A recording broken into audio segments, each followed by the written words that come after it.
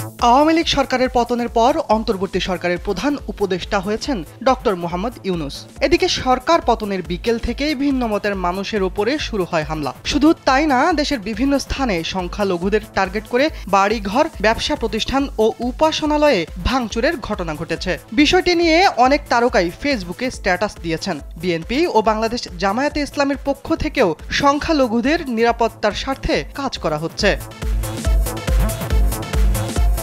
এবার সংখ্যালঘুদের নিজ এলাকায় নিরাপত্তার দায়িত্ব নিয়েছেন বাংলাদেশ চলচ্চিত্র শিল্পী সমিতির সাধারণ সম্পাদক মনোয়ার হোসেন ডিপজল। রাত জেগে তার লোকজন মন্দির পাহারা দিচ্ছে। ডিপজল বলেছেন, সারা দেশে ধর্মীয় সম্প্রীতি নষ্ট করার সর্বাত্মক অপচেষ্টা রুখে দিতে 250-টিরও বেশি ডিজাইন অপশন নিয়ে ওয়ালটন স্মার্ট ফ্রিজ, বোঝে আপনার প্রয়োজন।